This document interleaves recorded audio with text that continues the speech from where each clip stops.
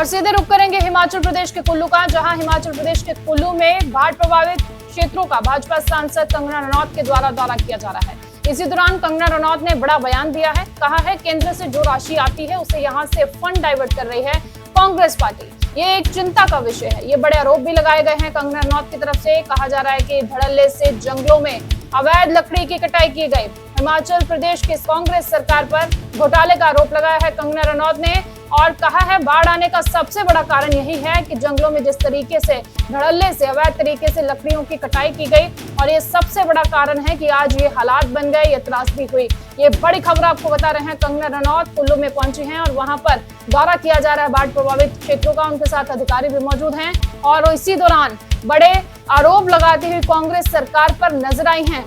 इससे पहले भी बहुत राशि दी हुई है, 2200 करोड़, 2300 करोड़, 1800 करोड़, 800, ऐसे न जाने कितनी राशि। आप चाहें तो मैं आपको फिनांस डिपार्टमेंट के थ्रू, नड्डा जी की टीम के थ्रू एक पूरा भेजूंगी कि अब तक हमने कितना रिलीज किया हुआ है पैसा यहाँ पर हिमाचल गवर्नमेंट के लिए। लेकिन दुख की बात ये है कि कहीं ना कहीं ऐसा अंदेशा लगाया जा रहा है कि यहाँ से फंड डाइवर्ट हो रहे हैं। कांग्रेस पार्टी जो है यहाँ से फंड डाइवर्ट कर रही है। ये करप्शन के उन पर बहुत भारी चार्जेस जो है लग रहे हैं। तो ये चिंता का कारण है। जब प्रधानमंत्री जी मेरे कैंपेन में आए तब भी उन्होंने कहा था कि मैंने जो पैसा दिया था आपदा के लिए उसका क्या हुआ, मुझे पूरा लेखा जोखा चाहिए। अभी भी जो है ये डाइवर्जन की बात हर जगह चल रही है क्योंकि काम कहीं भी नहीं हो रहा है और पैसा इनको के पास आता जा रहा है। मैम बैठकर जो है इस बात पे पूरा जब तक विश्लेषण नहीं हो जाता, मैं इस स्थिति में नहीं हूँ कि मैं आपको बताऊं कि चैनलाइजेशन यहाँ की कितनी प्रैक्टिकल है। क्योंकि जहाँ तक हमें इतना अनुभव ये है कि जब एयरपोर्ट के लिए, कुल्लू एयरपोर्ट को एक्सपैंड करने के लिए फॉरेन से भी बहुत ज्यादा टीम को बुलाया गया था चैनलाइज करने के लिए।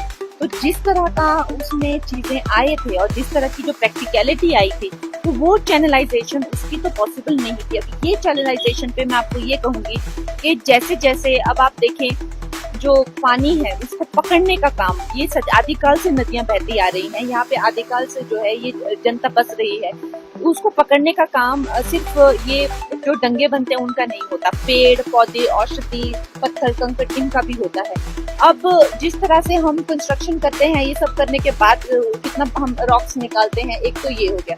दूसरी चीज जो पेड़ हम लोग काट रहे हैं, अब जैसे देवदार का प्रकृति में यहाँ पे, या देवदार का पेड़ उसकी जड़ें कितनी डीप होती, काट काट कर हम सेब के बागान लगा रहे हैं। उसके उपरांत जो है यहाँ पे सरकार मिलकर जो है वो घोटाले जो कर रही है, लकड़ी के बेच रही है पूरी लकड़ी और जंगल के जंगल पूरे नंगे कर दिए। तो उसके करके सबसे ज्यादा जो है वो ये चीजें होती है।